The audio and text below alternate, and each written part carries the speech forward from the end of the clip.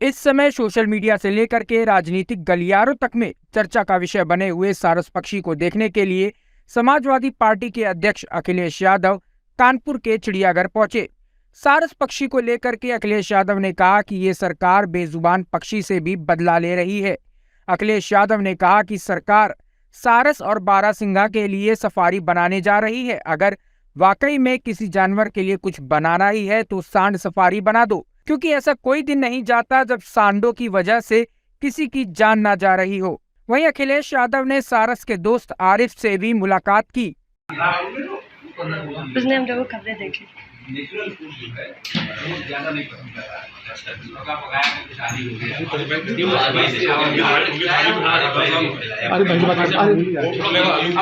अंडा उसको बोलते हैं बैक पका देना, उसको एक अंडा दे रहे हैं सर, पोटैटो दे रहे हैं उबला हुआ, दाल चावल दे रहे हैं, प्याज दे रहे हैं, लहसुन दे रहे हैं, पत्ता गोभी दे रहे हैं। रात में मत दो क्या लहसुन, बीजेपी वाले विरोध कर देंगे। सर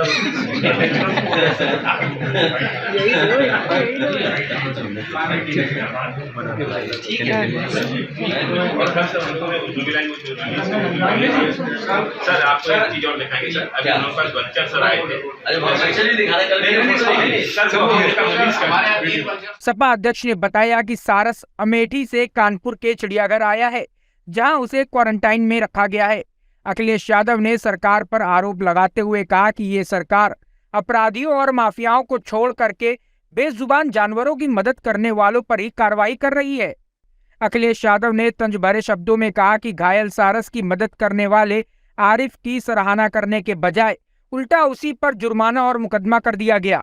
अखिलेश यादव ने इरफान सोलंकी के मामले में बोलते हुए कहा कि मैं जिससे मिलने जाता हूं सरकार उसी को उंगली कर देती है। जैसे विधायक इरफान सोलंकी से मिलने में कानपुर जेल आया था तो उसे घर से दूर महाराजगंज जेल भेज दिया गया। सारस को भी नहीं छोड़ रहे। और मैंने कहा प्रेस कॉन्फ्रेंस में, दरवाजे के अंदर आते क्या हम इरफान सोलंकी से मिलने चले गए कानपुर, इधर ही आओ, उसे महाराजगंज भेज दिया।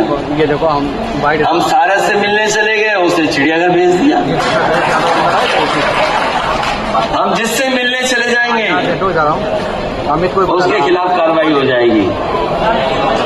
अब मुझे लगता है कि बड़े बड़े अधिकारी जो अन्याय कर रहे हैं उनसे मिलने जाना पड़ेगा। अभी मैं अखबारों में पढ़ रहा था एक दिन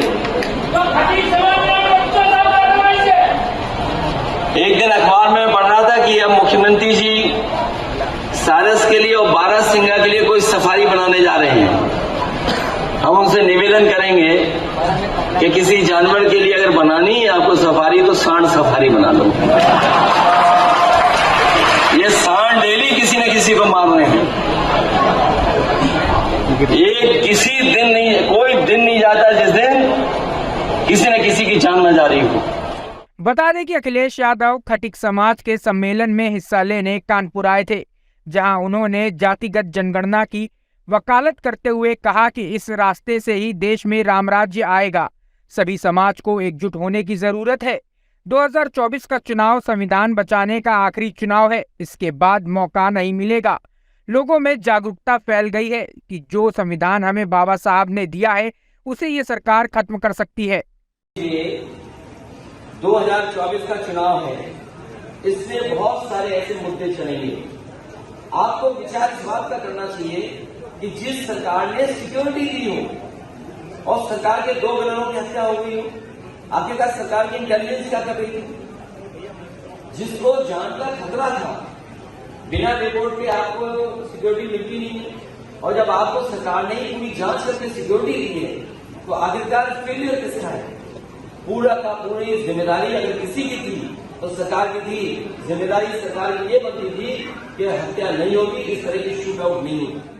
वहीं कार्यक्रम से निकलने के बाद अखिलेश यादव कानपुर के चिड़ियाघर पहुंचे। उनके साथ सारस के मित्र आरिफ भी थे। चिड़ियाघर में उन्हें ऑनलाइन सारस को दिखाया गया, क्योंकि सारस को क्वारंटाइन किया गया था। सारस को देखने के बाद अखिलेश यादव ने मीडिया से बातचीत करते हुए कहा कि जो लोग आज दूसरे के लिए गड्ढा खोद रहे हैं वे ये समझ ले कि गड्ढे अपने लिए खोद रहे हैं। अखिलेश यादव ने इशारों में चेतावनी देते हुए कहा कि जो आज आप बो रहे हैं वो ही कल आपको ही काटना पड़ेगा। वहीं सारस के दोस्त आरिफ को लेकर के कहा कि जुर्माना और अन्य कार्रवाई नहीं होनी चाहिए थी। सारस को उसके नेचुरल हैबिटेट में छोड़ा जाना चाहिए। सपा अध्यक्ष ने मांग की है कि सारस का क्वारंटीन पीरियड खत्म होने के बाद उन्हें सारस को करीब से देखने को दिया जाना चाहिए। तुम मरवाओगे? मुझे खुशी है इस बात की कि यहाँ के विभाग के लोगों ने, क्योंकि क्वारंटीन किया है सारस, इसलिए मौके पे नहीं दिखा सकते थे, उन्होंने सीसीटीवी लगा करके और टीवी के माध्यम से हम लोगों को दिखाया है। मुझे उम्मीद है इसकी देखभाल करेंगे, सेवा करेंगे और उसके बाद सरकार ऐसा निर्णय ले और वन विभाग के लोगों की सूझबूझ की मदद लेकर के जहाँ सबसे ज़्यादा सारस हैं वहाँ भेजे जाएं। मुझे याद है समाजवादी सरकार में सारस के लिए संरक्षण केंद्र बनाने के लिए पैसा दिया गया था, बजट की तैयारी की गई थी और इटावा में लाइन सफारी के आसपास या समान या सरसई नाबर, लाख बहुसी, इनके किनारे कहीं सारस का संरक्षण केंद्र बन जाए। और इसलिए ज़रूरी था क्योंकि उस इलाके में इटावा, मैनपुरी, फिरोजाबाद, कानपुर देहात, रायबरेली, इधर सारस की संख्या बहुत है। सारस की संख्या जहाँ बहुत है वहीं सारस हमारा स्टेट बर्ड भी है। मैं सबसे ज़्यादा धन्यवाद और बधाई आरिफ को दूंगा कि जब सारस घायल हुआ, चोट लगी उसके पैर में, उड़ नहीं पा रहा था, उस समय सबसे ज़्यादा सेवा करना, उसका इलाज कराना, मदद करना, ये आरिफ ने किया।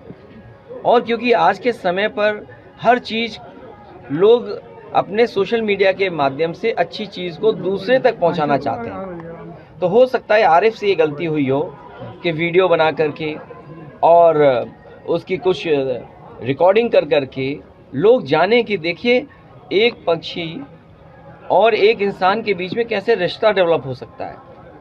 कम से कम वन विभाग के और जानकार लोगों को, जो एक्सपर्ट हैं बर्ड्स में, उनको इस पर स्टडी करनी चाहिए थी कि आरिफ की काबिलियत और आरिफ की सूझबूझ ने एक सारस को अपना मित्र बना लिया और मित्र बना करके उसके साथ रहने लगा। सारस को उन्होंने कैद नहीं किया, सारस के उन्होंने आज़ादी नहीं छीनी, लेकिन सरकार सारस की आज़ादी छीनी।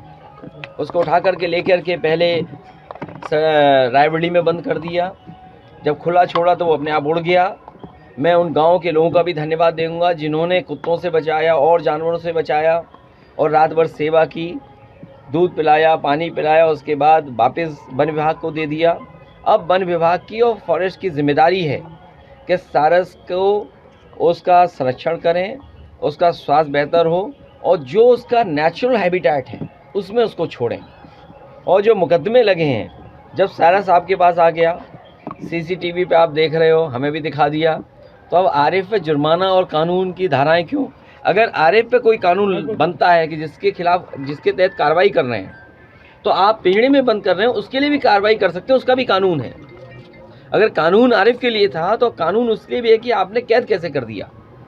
तो इसलिए कानून अगर ये कहता है तो कानून को पालन होना चाहिए। आपने हालात देखे? मुझे तो जानकारी मिली और सीसीटीवी के माध्यम से देखा। मैं धन्यवाद देता हूँ कि कम से कम उन्होंने सीसीटीवी के माध्यम से दिखाया और क्वारंटीन होने के बाद हम कहेंगे कि हम लोगों को पास से दिखाएं। सर, राहुल गांधी डिस्क्वालीफाई हो गए क्या? 24 आरिफ और सारस की दोस्ती दिनों से थी, आपको जब पता चला तो आप मिलने गए, उसके बाद ही दोनों को जुदा कर दिया जाए, क्या कहेंगे? ये कमाल की सरकार है, मैं जिससे मिलने जाता हूँ उस पर कार्रवाई हो जाती है। और ये कोई अच्छी परंपरा नहीं है। अगर आप गड्ढे खोद रहे हो तो ये समझ लो गड्ढे अपने लिए खोद रहे हो, और अगर आप जो आज बो रहे हो वो कल काटना भी पड़ेगा आपको। तो अगर आप ये परंपरा डाल दोगे कि अगर मैं किसी इरफान विधायक से मिलने चला जाऊं तो आप महाराजगंज भेज देंगे घर से दूर, कोई हमारी पार्टी का करीब है तो उसके झूठे मुकदमे लगा देंगे आप। आरिफ जो सारस की सेवा कर रहा था, मैं जानना चाहता हूं जब उसको मदद की ज़रूरत थी तो ये कहाँ थे? जब वो घायल सारस था तब सरकार और सरकार के लोग कहाँ थे? तो कम से कम सरकार को ऐसे लोगों का सम्मान करना चाहिए था और कम से कम पुरस्कार देना चाहिए था, जिससे कम से कम लोगों को सारस या किसी पक्षी के प्रति प्रेम बढ़ता। सर, राहुल गांधी डिस्क्वालीफाई हो गए, क्या पीएम मोदी एक ही फेस होंगे 2024 में? नहीं, ये साजिश षड्यंत्र बड़ा है, इसलिए आप समझदारी से काम लीजिए। रीजनल पार्टियां लगातार मुकाबला कर रही हैं बीजेपी का, और बीजेपी से मुकाबला करने के लिए स्वतंत्र है कांग्रेस या अन्य दल वो किस रूप में किसके साथ खड़े हैं। सर लोकसभा में 24 में क्या कांग्रेस के साथ होगी सपा? 24 में भारतीय जनता पार्टी का सफाया होगा, और समाजवादी पार्टी का जो आज गठबंधन जो दल हमारे साथ हैं उन्हीं के साथ हम चुनाव लड़ने जा रहे हैं। जिससे मिलने जा रहे हैं उस पर कार्रवाई होगी, आप किससे मिलने हैं? मैं अगला तुमसे मिलूंगा।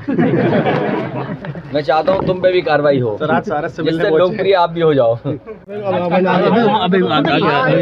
आज कानपुर आए हैं, इस तरह से सारा तो आपने जान क्या करना चाहिए इस बारे में? है यहाँ पे क्वारंटीन किया गया है, जब क्वारंटीन डेट खत्म होगी तो आएंगे मिलने फिर दोबारा। ऊपर मुकदमा किया गया था, क्या देखा जाएगा तो।